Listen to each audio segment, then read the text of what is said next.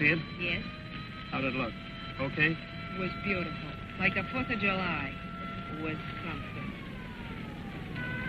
Your eyebrows got singed. Yeah? Better get going.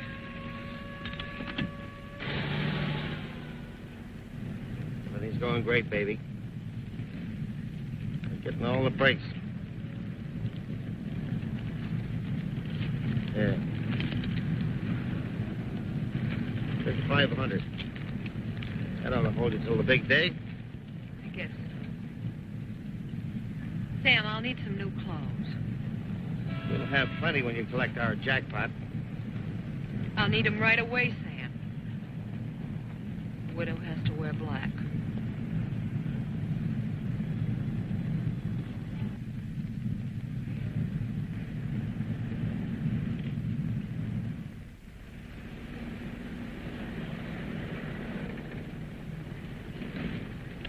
We made it. It's a few minutes yet before your bus pulls out. Look, when you come to join me, take a plane, huh? Fast. With that much money, I'll travel by armored car. Don't forget to tell me how things are going here. Write to me. General Delivery, Washington, D.C., Sam Johnson. It's a dull name you picked. It's okay for now.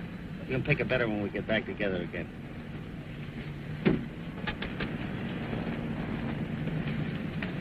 Baby, I'm going to hate being away from you so long. Don't think I'm going to enjoy staying here alone. It'll be tough for a few weeks for both of us.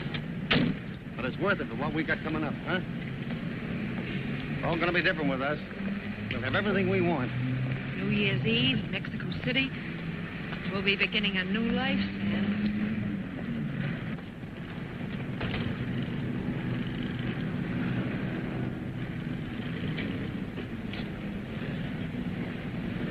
Goodbye, baby. When I tell you I'm gone forever, don't you believe it. And remember, no tears.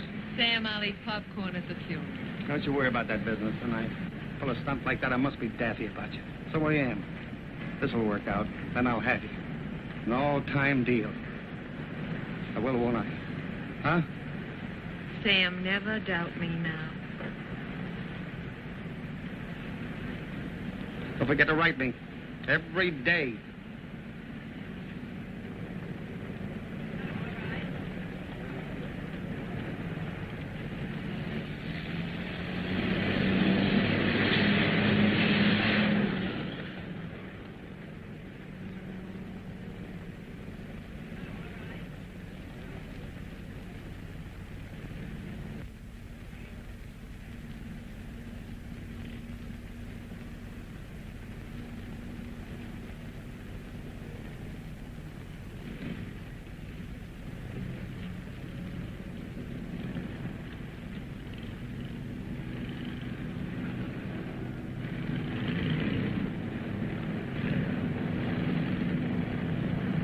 Get the other side. I'll drive.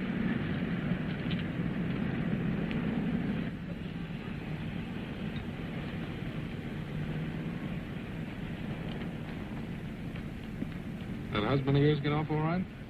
Sam will soon be far away. For a long time. It's a happy thought. I forgive you for getting me down here at this awful hour. I couldn't wait to be with you. Hungry? No.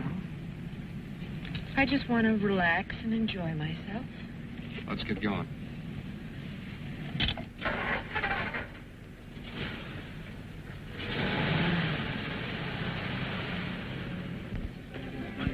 Darling, I don't understand why you want more enthusiastic and more grateful. After all, I did it for you. Mostly. I keep telling you everything's going to be perfect for us now. But you don't tell me why. Don't you trust me? I'm not Sam. No, you're not anything like you. That's why I love you. Don't start counting me until you're ready to let me know what the deal is. All right.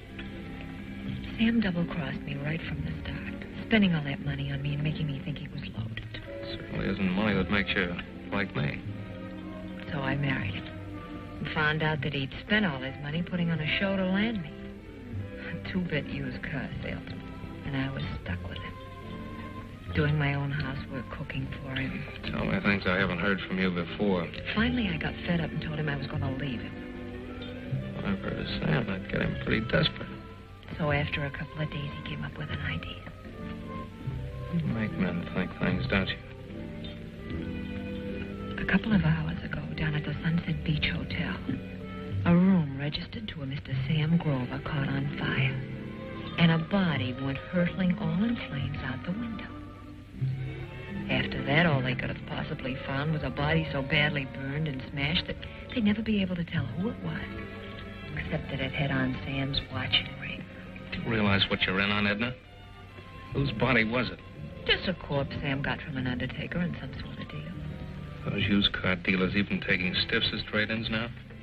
Sam's been holed up in that hotel room for 3 days to set the scene. I don't think I like any of this. You told me Sam was away on business. He was, Wade, with a $50,000 profit. $50,000? Sam's life insurance. Tonight, Sam Grover ceased to exist. That's why he went away to disappear. He's going to be waiting for you someplace. Join him with that 50 grand. And live happily ever after. Only you're not going away. But I am, Ray. I'm going any place you want to go.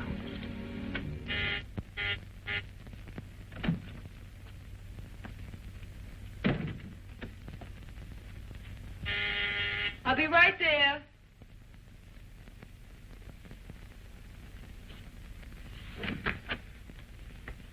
Mrs. Sam Grover? Yes? Your husband here? No, he isn't. Then I'll have to talk to you, Mrs. Grover. Oh, police? Come in. When do you expect your husband? Well, I don't exactly know. He hasn't been home in several days. Why, is he in some sort of trouble? I don't know. I'm afraid I'll have to ask you to come down to headquarters with me. Well, why? What's the matter? I'm not at liberty to say. I'll wait while you get dressed.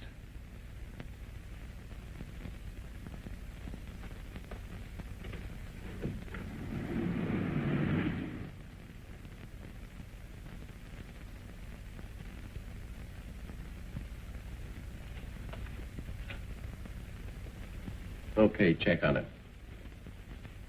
Sit down, Mrs. Grover.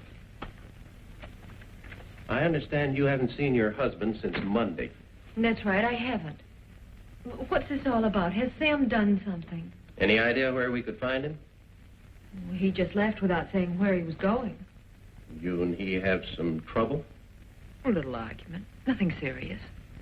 Well, was it serious enough that he might have moved into a hotel? I guess so. He left home mad, and I haven't heard from him since. Please, whatever's happened, tell me.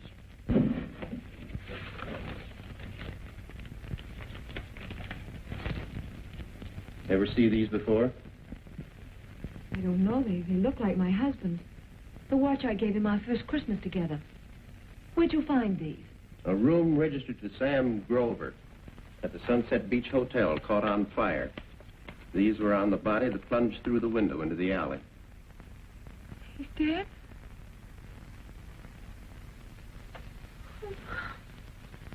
We can go on with the questioning later if you'd like to lie down for a while, Mrs. Grover.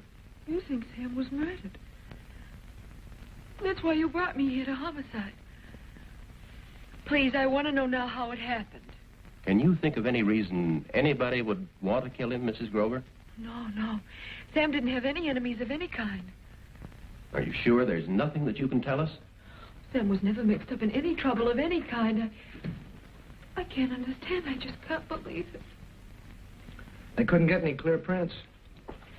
Look, you must have some reason to think that this was done deliberately. Now, if somebody's responsible, I want them caught. Mrs. Grover, we haven't any evidence. There's nothing for us to work with if you can't give us some leads. All I can figure is an accident case. That's all I can say to the coroner's inquest. Accidental death.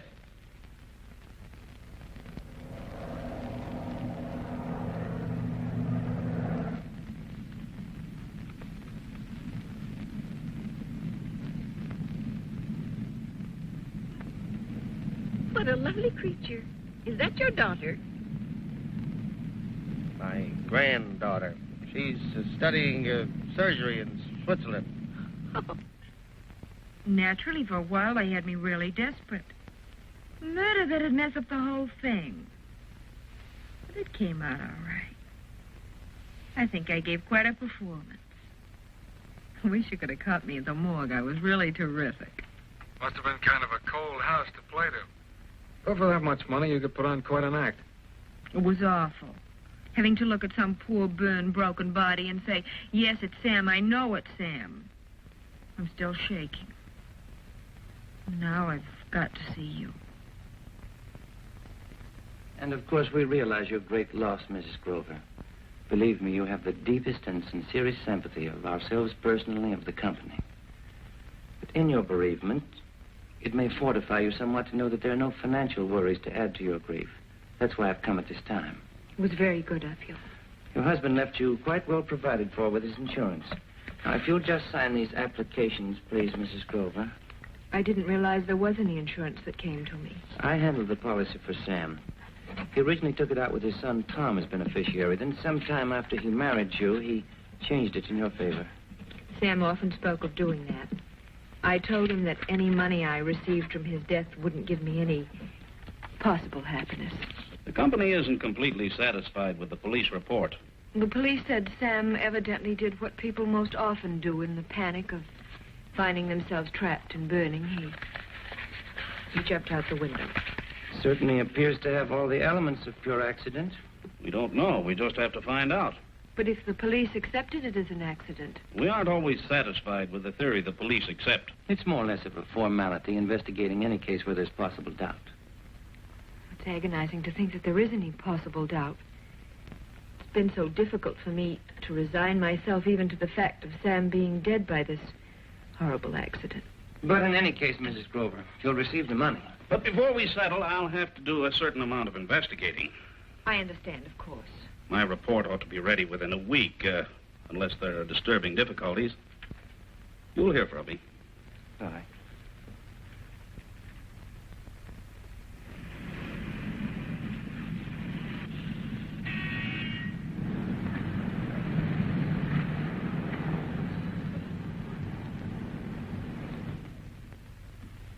I think you'll like it here. Room's ready, Mrs. Peake, if you want to show the gentleman. It's nothing grand, Mr. Johnson, but it's comfortable and quiet. That's about all I ask. I and my other two roomers are away at work all day. There's no one around except Hilda, and she won't bother you. That's fine.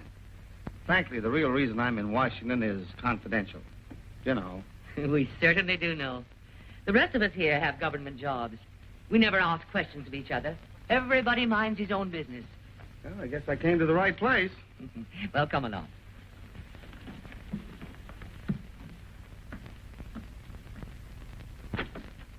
Oh, hello, Tom.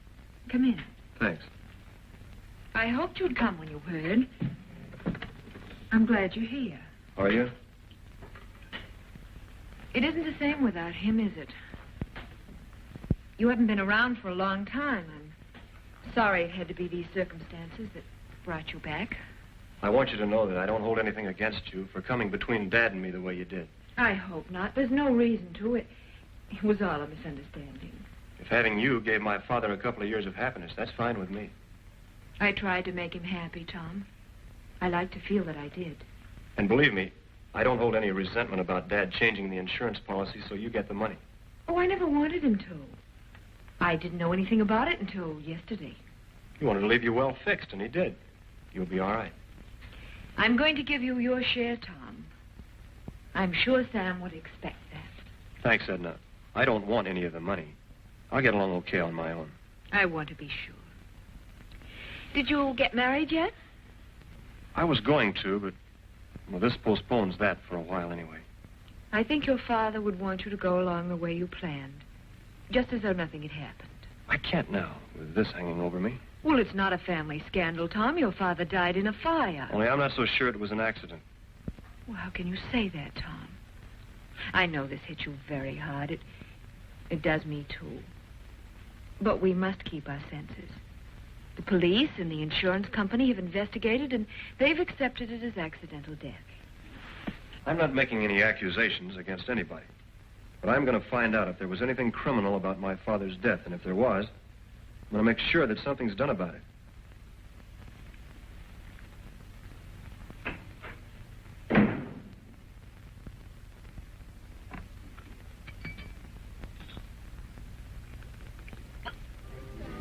I don't know what I figured I could find out from her.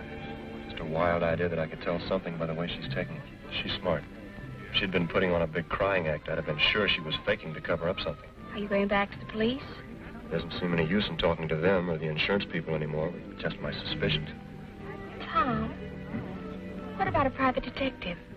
There's one who does some work for my boss sometimes. He seems to be pretty good. You probably cost too much. He's sort of eccentric. He may take the case cheap if it interests him. That isn't exactly what we've been saving our money for. I want to do all I can. I know your father meant a great deal to you. I can't just stand still and take it the way he died.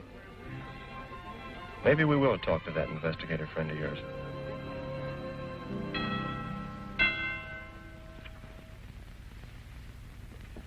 Yes? Mr. Stewart, are you busy? I'm most certainly going to be. This is delightful. You're here at last. My dear, you're being followed, did you know? Mr. Stewart, this is my fiancé. Your fiancé. How do you do? How do you do? You depress me deeply, Marilyn. However, I shall subject the young man to a thorough investigation and advise you whether to proceed with matrimony. Tom needs your help, Mr. Stewart. Really? I think I'm qualified to help you out of any trouble. Oh, do come over and sit down.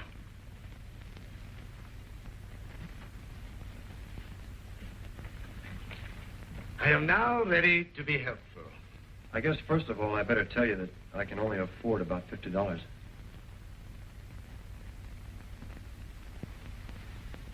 I'm very glad you did tell me that first. A sudden lethargy has descended upon me. You may now tell me, young man, what troubles you, $50 worth. Go ahead, please, Tom. Okay. Mr. Stewart, the other night, my father, Sam Grover. Sam Grover? I find I must apologize for my earlier levity. And you are here, obviously, because there is some question in your mind concerning the circumstances of your father's exit from this pleasant little world. Uh-huh. Only it isn't so pleasant to me right now. And I don't think it was any accident. Which is a direct divergence from the theory accepted by our esteemed police department. I join you in doubting their infallibility. I have a hunch my father was murdered. I imagine we've finally got around to why this young lady brought you here. A motive might be of some use. Frankly, I haven't much to go on, Mr. Stewart. Just my suspicions. My father's wife, his second wife, she's not my mother. Yes, I've seen her pictures in the Daily Gazettes. Dad's life insurance pays her $50,000. $50,000. Nice round sum. I think we may well consider Mrs. Grover our #1 suspect. And you have indeed a motive, laddie. I am intrigued by the possibilities. I shall give the matter definite consideration. I guess you'd want the $50 now. Not a franc till I come up with something tangible. I shall get in touch with you when I have something stimulating to report. You're being awfully kind, Mr. Stewart. Yes, I suppose I am. Goodbye. Goodbye.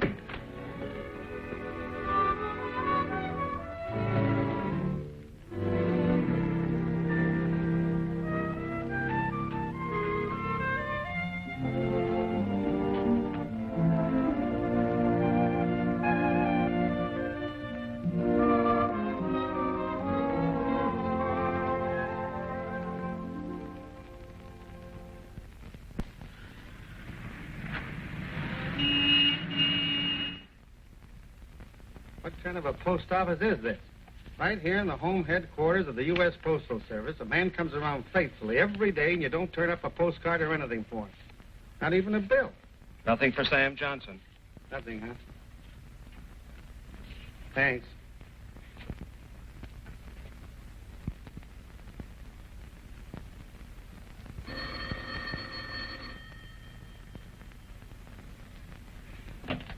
Hello? Edna? Yes? Sam, Edna. Sam? Where are you? I'll call you back. Someone's coming.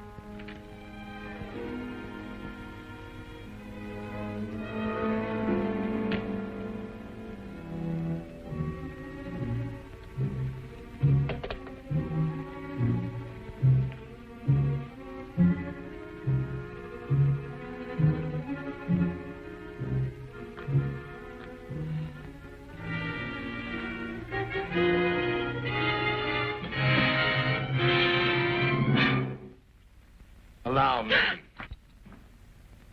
Who are you? Huntington Stewart, one of the better private investigators. How'd you get in here? The doors of most homes are very vulnerable to passkeys. I felt that our little telephone conversation entitled me to guest privileges. I don't recall any telephone conversation with you. It was rather brief. I didn't allow you to be very communicative. I'm awfully afraid I hung up rather rudely right after you said, "Sam, where are you?" I was so startled. Voice from the dead, I didn't know what I was saying. You said just the right thing. Your answer was very gratifying. You don't look like the type to play telephone tricks on widows for your amusement. I suppose it does need a little explanation. Yes, it does. I was engaged by young Mr. Tom Grover to investigate his father's untimely demise. I shouldn't think an upset son's wild ravings would inspire anyone with your experience. Well, frankly, the boy's problem doesn't interest me particularly. Really? What would?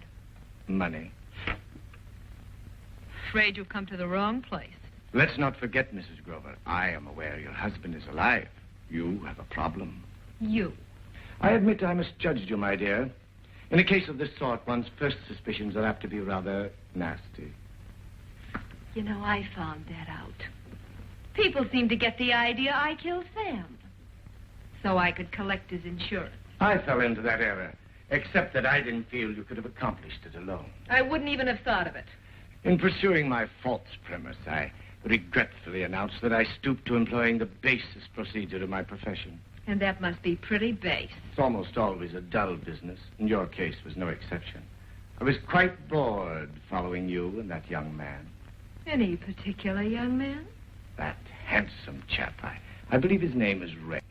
So you've seen Ray and me together. That's not enough. My dear, it's quite sufficient to have made it seem likely you and your young man contrived Sam's death, making it look like an accident, so that after you'd collected the insurance, you and the boyfriend could go away together. You'll never find anything to implicate Ray. Possibly not. Getting any material evidence against you two would have required some physical effort on my part. And I'm a lazy creature. Besides, character traits are so much more intriguing. I'm sure people's minds are more interesting than their fingerprints. Absolutely. I find we have one thing in common. You and I? You and I. It takes money to make us happy. Money isn't everything, they say. And speaking of money, I possess certain priceless jewels of information. Priceless? The very for close association with this Ray fellow would elevate eyebrows among the insurance and police people. You really have an evil mind. A very valuable asset in my profession, dealing with the people that I do. No doubt. And the revelation that your husband is actually alive, and you knew it when you signed the insurance claim, would inevitably result in your conviction for fraud. I have a feeling you're not going to tell them. No. Neither my client nor I have anything to gain by your being sent to prison. I'm not hollering help yet. You're in no position to holler. Personally, I hope very much that you get the money. The full amount. That's what I've been waiting for. And I feel definitely that the son, Tom, should share in the benefits from the insurance. I wondered how you were going to put the proposition. Didn't Tom tell you that I offered him some of the money and he refused to take any part of it? Yes. But then you could say how much. Now I'm in the position to name the amount. How nice for you. I feel that 5,000 would be a fitting sum. The lad wants to get married. I suppose you realize I won't get any 5,000 until the insurance company pays off. Up until that point, my client and I shall be paragons of patience. You'll keep in touch with me, I'm sure. Mm-hmm. Constantly.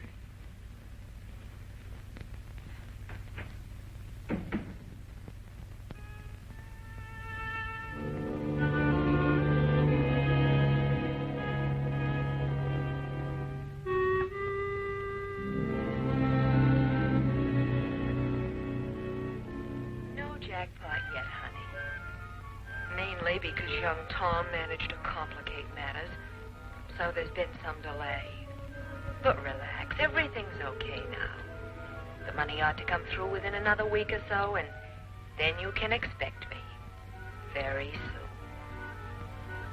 I'm sending you a nice gift package of California fruit, which you must miss terribly back there. You see, I'm thinking about you. So take it easy, old boy. I know you must be nervous, so am I. Only there's nothing to worry about. But please, Sam, don't get upset and do anything crazy, please. Just stay planted there, lay low a little longer. And as soon as I get the money, I'll be on my way to you. Love, Edna.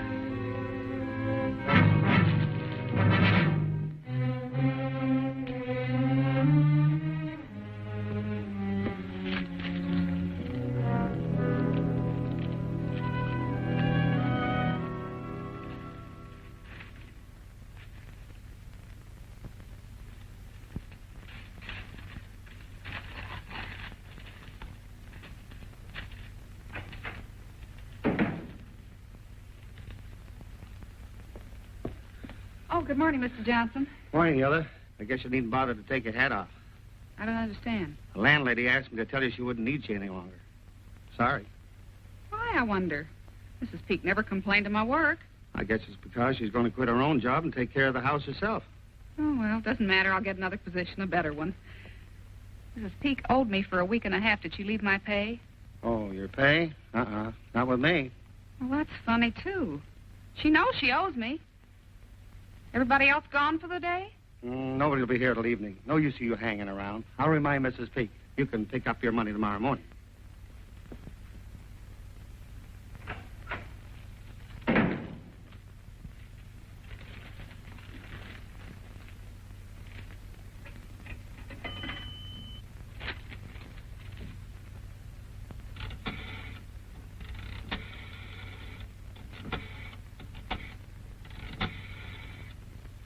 You've got a lot of nice, solid, substantial stuff here. Yeah, my wife picked it all out. She didn't want to be around this morning. Afraid this business would embarrass her. Would a loan of $500 make you happy? 500? I was thinking about a lot more money than that. Living room, dining room, kitchen, 4 bedrooms upstairs. That's a lot of furniture. We allow about 10% on our assessment. I'll be glad to recommend a loan on that basis to the company. Okay. It's only for an emergency anyway. If you'll be down in the office this afternoon, we'd have the cash for you. Thanks a lot. Oh, you'll notify us if you intend to move the stuff. Oh, don't worry about it. The stuff will be here. It isn't going no place. Okay.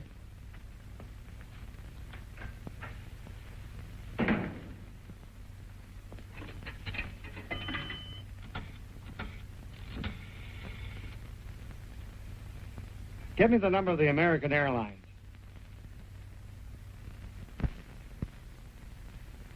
This is what you wanted, isn't it, Tom? Thanks, Edna. If there's anything more of his you want, you'll let me know, won't you? Yeah, I will. The insurance money should come through in a day or so, and then everything will be all right, won't it? Nothing will ever be all right until I find out what really happened to Dad. Say, what is this? Just how much money do you think you can get out of me anyway? I told you I don't want any money from you. Oh, don't play so innocent. Sure, that's what you told me. Very upstanding and honorable. And then you send that Huntington Stewart around to gouge me good. I don't know what you're talking about. Of course not, you wouldn't. I talked to Stewart about seeing if he could find out anything about my father's death. That's all. Stewart told me today that he hasn't anything on you. Or has he? You better go, Tom. You're being ridiculous. Maybe I am, but I don't think so. Tom, the pipes. Don't forget the pipe stand. Tom, let's not fight anymore. Now that your father's gone, why can't we be friends? Huh?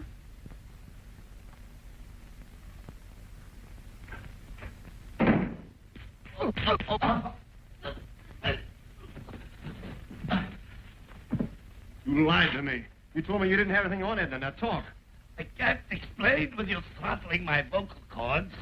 All right, now what do you know that's worth money to Edna? I find it impossible to express myself intelligently under the constant threat of your violence. May I sit down? Okay, I'm waiting, Stewart. Do you know Ray Belden? No, who is he? A handsome young friend of Edna Grover's. I might say a very good friend. Now we're getting somewhere. When I was able, by my Machiavellian machinations, to learn of their association, Go on. it seemed quite possible that Edna and he had conspired to do away with your father. So they could have each other and plenty of money besides. That's it. We've got it. That was my conclusion. And may I rise now? I should like to repair my appearance.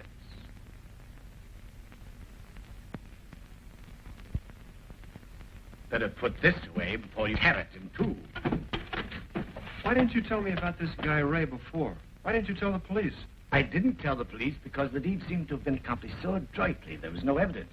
All we could possibly prove was motive.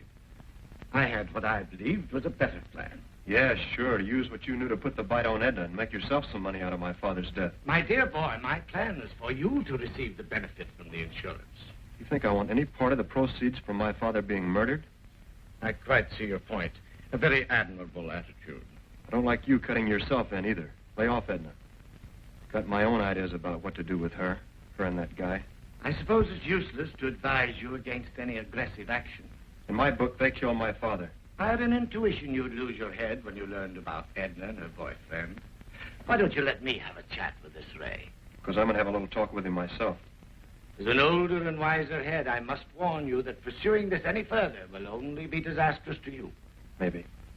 I'm thinking mostly about how disastrous it's going to be to Edna and her friend Ray.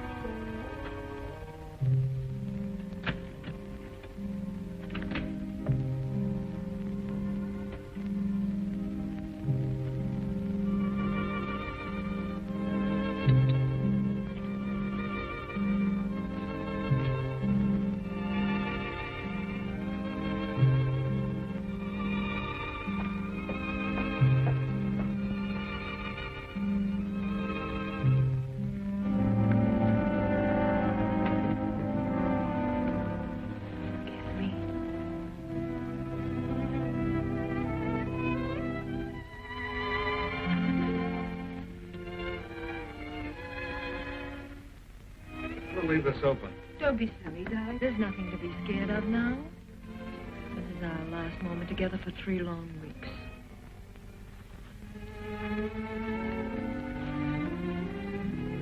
You stick around for a while? Well, we still ought to play it safe, Edna.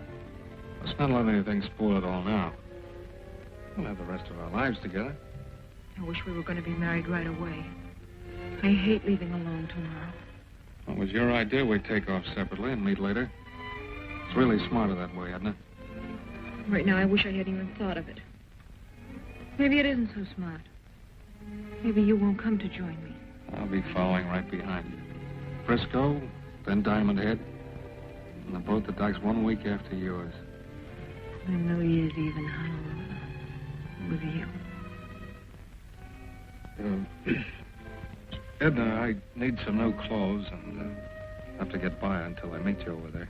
Of course, Ray. I'll write you a check.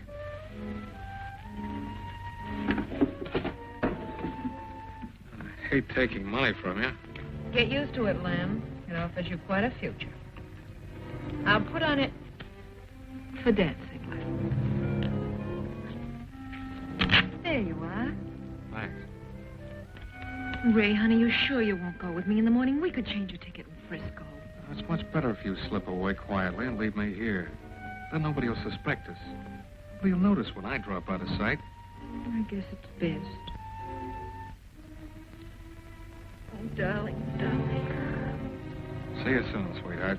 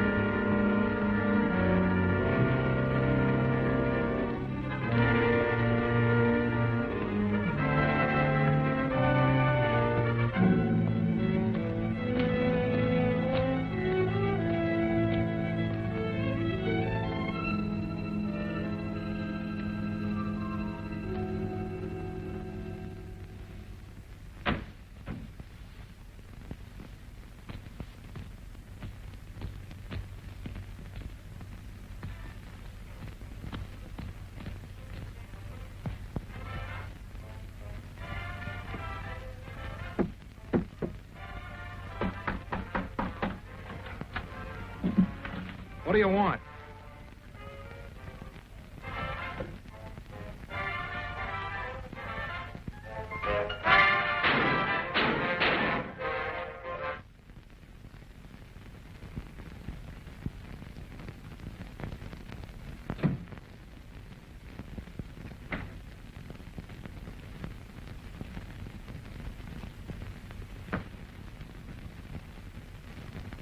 Who is it?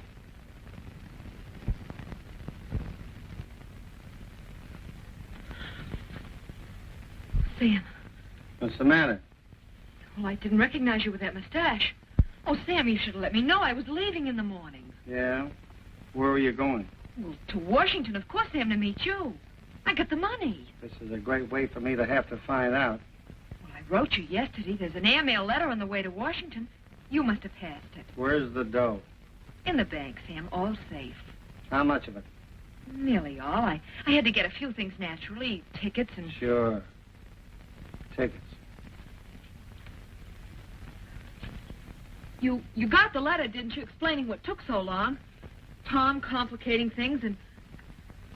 That's all I got. And the basket of fruit. Well, Tom kept messing around trying to prove it wasn't an accident.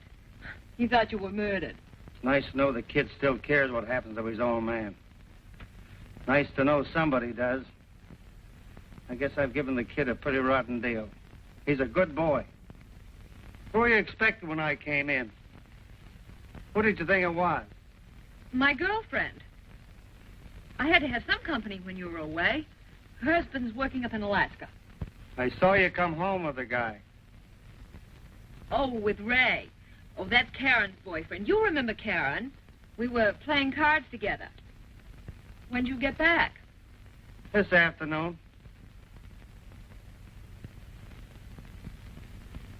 Sam, what's that for? Just to make sure I get my share of the dough. Well, it's a little unnecessary. Until I get my $25,000, you're not going to have 1 minute alone. I'm tired of being alone.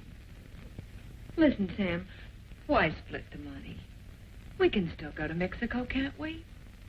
It'd be wonderful there. Marvelous. I read about a little character place called Tasco. With what we've got, we could live in luxury there. No worries, no bothers. It'd be heavenly, Sam. There isn't going to be any Mexico. All I want is my cut of the money. And I'm getting away from here. And you.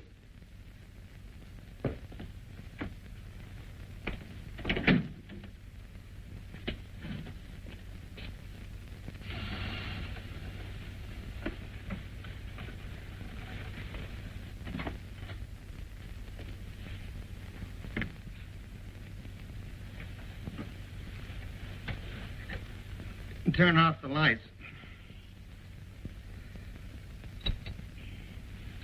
I'll be awake. Good night, Edna. Have a good sleep. Sam, Yeah? can I do whatever I want with my share of the money? Sure. Only you're having about half as much as expected is going to be quite a blow to Karen's boyfriend. He may not like that. But, my dear boy, I wouldn't want to ruin that pretty scarf. I have feathered myself down for the night in a new robe and pajamas purchased today particularly for a quiet evening at home. Therefore, I have no intention of forsaking my ivory tower for love or money. That is, you haven't enough money. Look, do I have to go to work on you again? Tom, it is very unfair of you to constantly threaten to put this on a physical basis. Let's keep it on a mental level. I've got some surprises for you. Very well.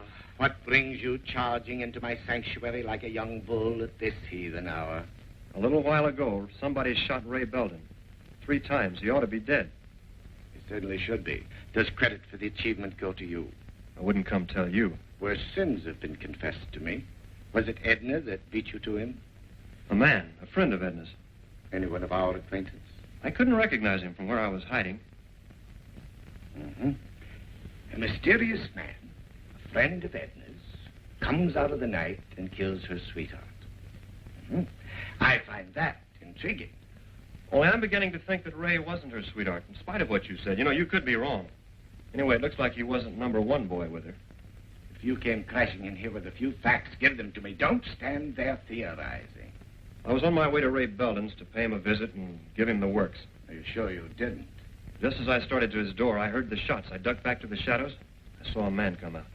And you couldn't get enough of a look to identify him? But I followed him. He hurried right to Edna's place. He went in, didn't come out. Looks like he's head man. Well, at least you're beginning to be forgiven for disturbing me. Must have something to do with my father's death. I didn't suppose you were otherwise concerned about Ray becoming extinct. What happened tonight makes me think that Ray must not have been her accomplice. Really? Who do you think was? The man I saw tonight. Look, he and Edna murdered Dad. Ray knew too much about it, so the man had to put Ray out of the way. You realize, of course, that you are the most appropriate suspect for the killing of Belden? It's the reason I came to you instead of going to the police. You made quite a fuss, claiming that your father was murdered. Now the widow's most likely collaborator is killed. It would most certainly seem you did it for revenge. I know that. I'm in a spot. Very definitely. It would be extremely foolhardy at the moment for you to go any further. You've come to the right place. I hate to lay low now that we're hot on the trail. Stay out of sight until you get a message from me. This must be handled with the adroitness of which I am capable.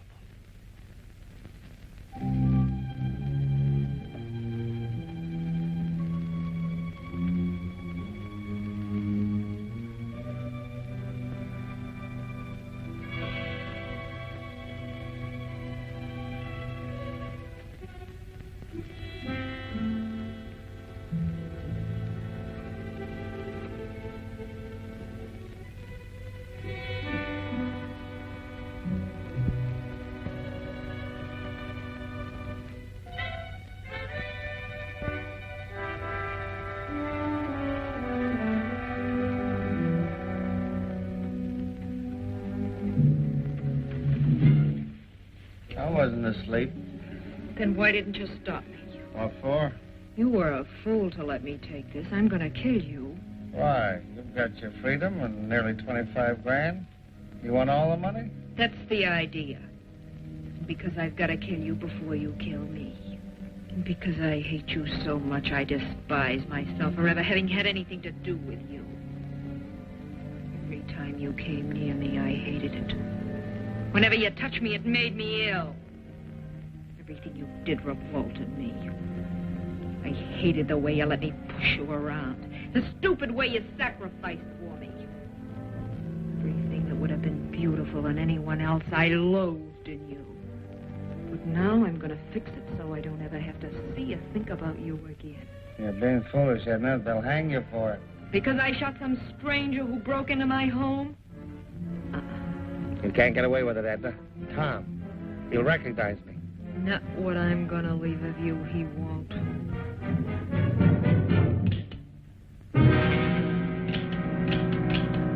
Guns have to be loaded.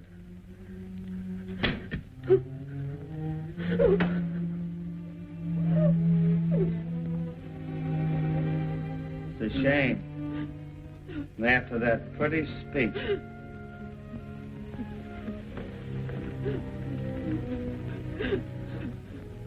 You're all wrong, Edna. I wasn't going to kill you. The money isn't why I came back. All I ever wanted was you, Edna. You were everything to me. Money didn't mean a thing. Except a way to keep you near me. There was a time when I thought I'd die if you ever left me.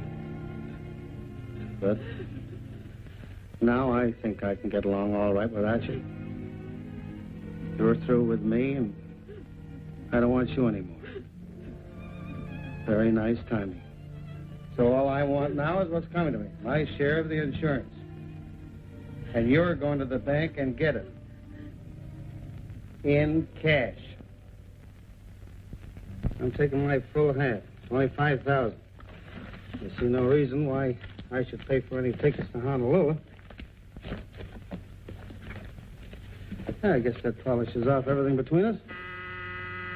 Who is it? Cab's here. I'll be right there. Do I need to remind you that neither of us is in any spot to turn the other into the police? I just want to forget you, Sam. Well, have a happy new year. Any place. Goodbye, Sam. So long, Edna. Love may be a little overrated.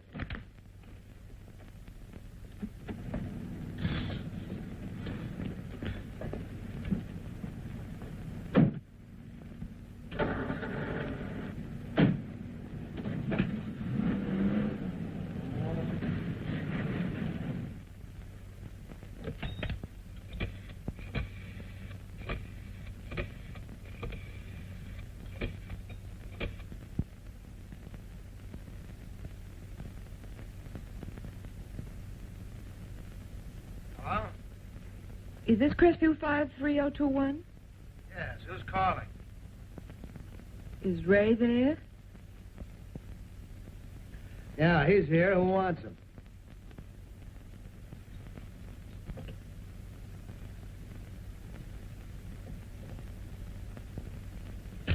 For a woman, she didn't talk very much. I hope there's enough for the boys to get a tracer on that call. Got something, Lieutenant. Check made out to Ray Belden for $200. Signed by a woman, Edna Grover. There he is, Lieutenant. Here's the landlord. You the one that found him? No, I was over here this morning. The neighbors have been complaining about how loud he played the radio late at night. That gives us a lot of suspects. No, I warned him several times, but last night was the last straw. About 12 o'clock, they say, the radio was blasting the walls down. That must be about the time he got it. I came over this morning to evict Mr. Belden, to tell him he had to move out. And I found him. You rented the place to anybody yet? Why, no. You got yourself a new tenant. This is just what I've been looking for. Lieutenant, could I talk to this gentleman for a few minutes? Sure, go ahead. Hello? Yeah? Mm-hmm. Got a tracer on that call, Lieutenant. The phone is listed under the name of Mrs. Edna Grover. Well, I'll let you boys finish up here. I'm going to have a talk with a blonde.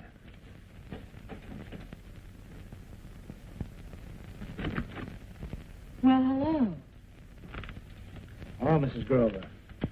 Nice to see you. You're quite a girl. I wonder if it was worth it to the guys who really knew you. What? Something seems to happen to your men. Please, what are you talking about? First, it was your husband, Sam, now Belden. Ray? This was no accident. 3 shots pumped into him. What are you saying? What's happened to Ray? He's dead.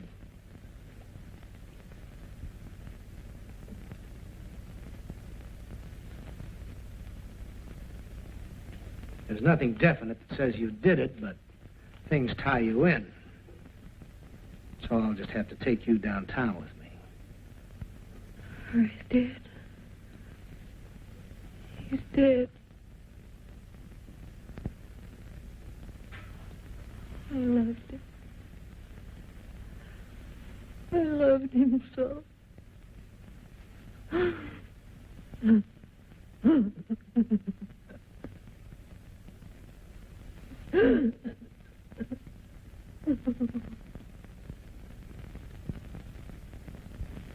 Doesn't live there anymore, huh? Since his father died. I see. Did he leave a forwarding address? He's an old friend of Tom's. I'm very anxious to get in touch with him. It's very important. No, it's not possible for him to call me. Well, thanks anyway.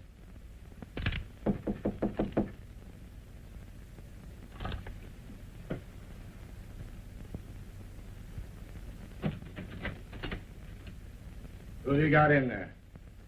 Hey, wait a minute. There's nobody in here but me. Oh, house detective. You look like a better class of hotel. I sincerely hope so. What is this? What do you want? Turn around, please. Stroll over toward the wall. Stop. Lean forward with your arms wide and your hands against the wall. Spread your feet far apart.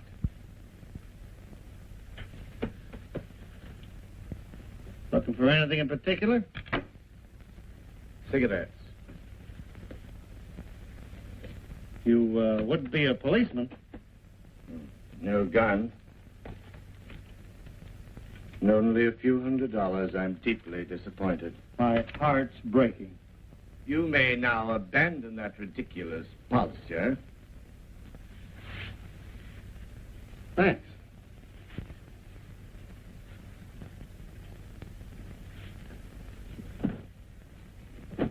Move over and stand looking out that window. It might offer a splendid view 9 stories down. Maybe I don't like any of this. Maybe I'll make you use that gun. That is precisely why I have it handy. It would give you a lot of explaining to do to the police. I think the police would listen very attentively, and I strongly urge you do the same. Right now, or very soon, the discovery of the body of a man murdered last night would interest the police in any possible prospects. What has that got to do with me? I think the police would be delighted to learn that last night you were seen going into the house of one Ray Belden. 3 shots later, you were the one who came out. I followed you here knowing pretty well whom I'd find, because I asked myself, who would kill Ray Belden, then spend the rest of the night in Edna Grover's apartment? And the answer came to me immediately. I thought, why, of course, Sam Grover would do the deed. And think no one would ever suspect him, because he's supposed to be dead. Did you kill your wife, too? I never heard of any of the people you mentioned. So I guess we've got nothing in common to talk about. Anyway, you can't prove that I'm Sam Grover. Have you forgotten that your fingerprints are on record? Yes, they would make you Sam Grover, Mr. G. They wouldn't make me the murderer of any Ray Belden. Perhaps you have that covered. But there certainly would be considerable interest in you as a man who swindled an insurance company.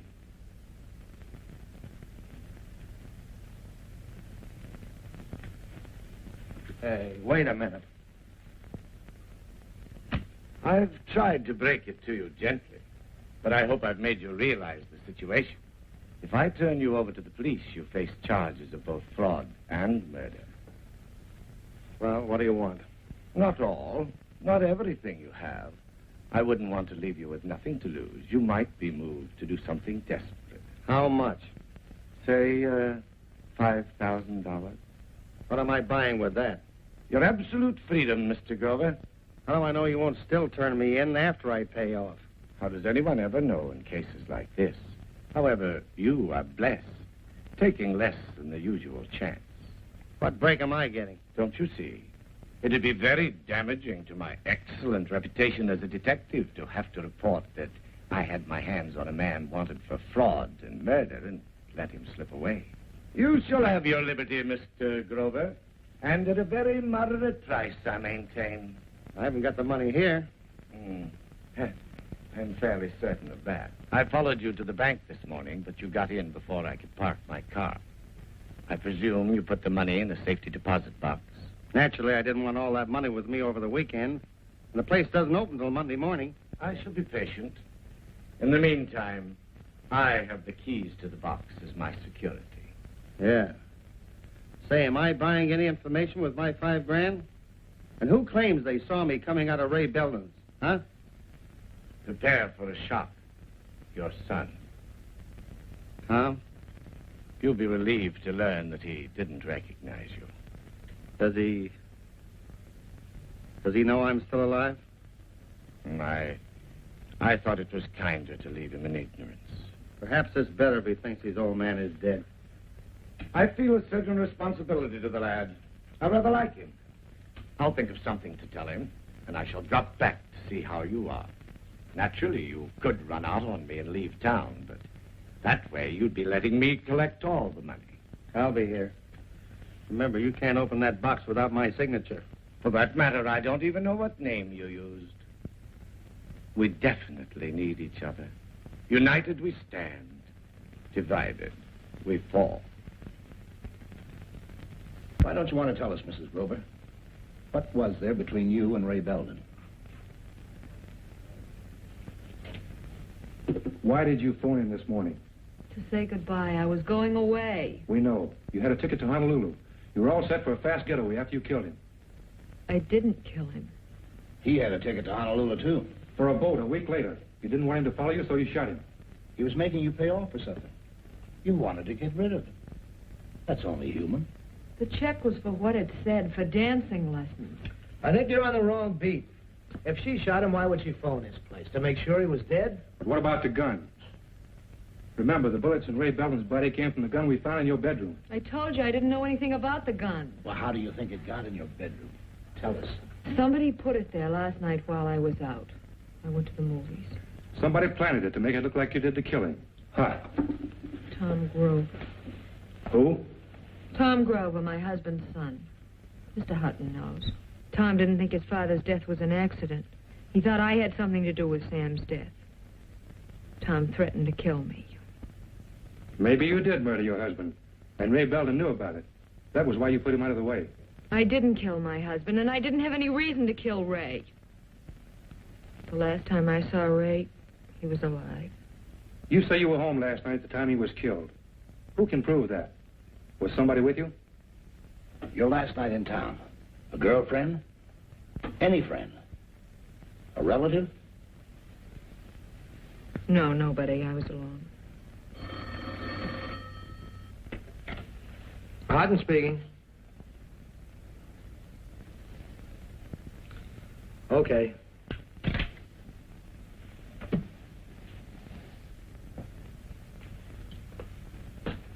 The fingerprints on the gun. They're hers. That ought to be enough for now. That's plenty.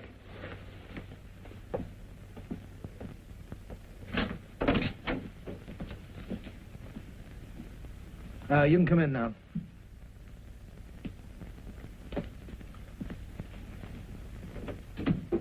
Mrs. Grover, your salvation.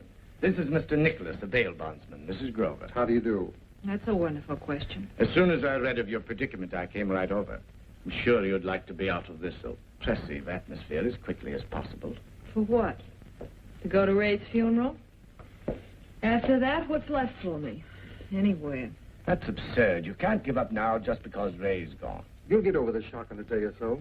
Mrs. Grover, you and I are armed with certain facts the police aren't aware of. Unless you've told them. Told them what? Who killed Ray Belden? You know? You know I didn't do it? Yes, my dear. Why should you pay for someone else's crime? You do as I say, and I think we'll be able to get you released on bail. I presume that you're prepared to pay a reasonable fee. Between the two of you, this is going to cost me plenty. But it'll be worth it. Thanks very much. No, I didn't want to talk to him. I just want to know if he still worked there. Thanks very much. Goodbye.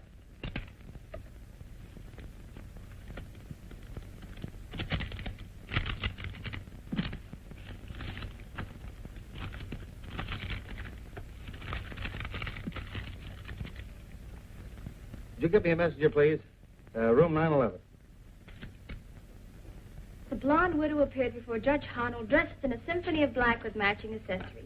As she walked out of the courtroom, she smiled sweetly for the reporters, still proclaiming... Look, honey, I'm in no mood to listen to descriptions of Edna. Just give me a quick briefing. Edna's going to plead guilty to shooting Ray Belden. Guilty? When she didn't do it? The charge is reduced to manslaughter. She's out on bail. After all she's done. Her story is she shot Ray Belden in self-defense. Don't you see, Marilyn? Belden knew that she and the guy I saw murdered Dad. That's why he had to be eliminated. Edna's covering for the real killer because she'll have a better chance with the jury. Are you going to phone Stewart? Sure, he's supposed to let me know how he's doing, trailing by Mr. X. So Tom Grover at this address? That's me. You sign this receipt, please. Thanks. Maybe that's from Stewart. What is it, Tom? $5,000. A note that says, just forget about your father and be happy. Hey, messenger! The way you work? My brain is always active, Edna. Delighted to see you, my dear. I haven't any time for polite conversation. I came here for one thing. I want you to find Sam. Just when we've found a way to save you from conviction for a crime you didn't commit, don't, for heaven's sakes, go out and do something to hang yourself. He killed a man I loved. Nothing you do now can bring Ray back. Pray, let's be practical. Sam, being guilty of fraud and murder, is undoubtedly a desperate and dangerous man to corner. Not my cup of tea. All you have to do is find out where he is. I'll take it from there. It's nearly $10,000, Stuart. I'm not even tempted. The money you gave me has made life so luxurious, I have every intention of keeping myself alive to enjoy it. I have a feeling you don't want me to find Sam. I definitely do not, for your own sake. Forget Sam. Try to forget Ray. You have a chance for freedom and a fine future. They say everybody has to pay for their sins. Funny, I always thought you were the man who collected. You've paid your debt, dear girl. Now life owes you some happiness. Let me out before you pass the plate.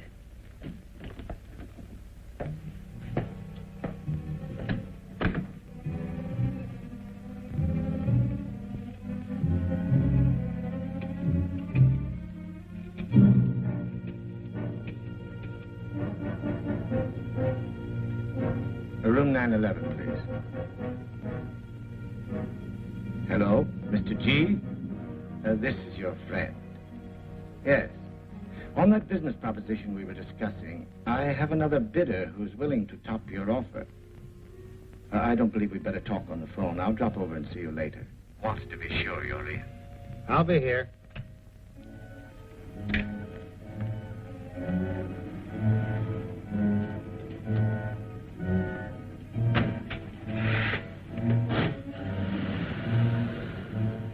Follow that car pulling out.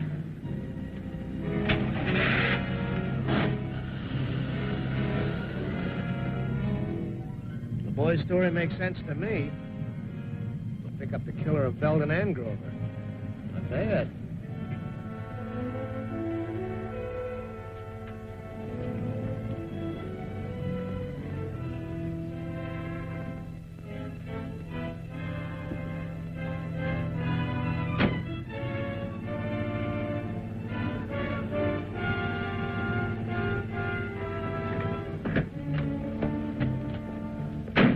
Here's $20. Wait for me. I won't be long. You don't think you're going to park here, do you? Well, my fare will be right out. There ain't an open spot in the block. You may need that for a client. What do you think, you own the street?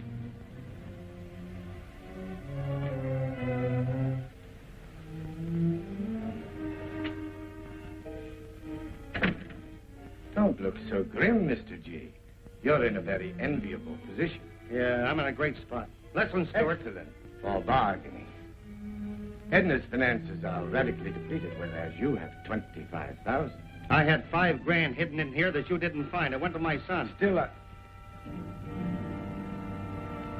Amazing you could be such a skunk and smell so nice. Your cologne leaves a trail up elevators and down home. I've got your husband for you. You name the figure. You killed Ray. So now I'm gonna give you just what he got.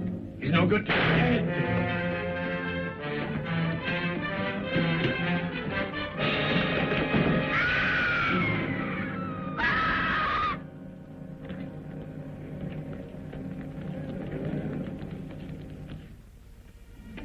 Dad. Hello, Tom. Dad, I didn't know. I brought the police. It's better this way. I'd rather pay the law than him. Blackmail may be the lightest rap he'll take. Me, I'll get the full treatment. Are you still around? Didn't your bear come out yet? Yeah, she came out.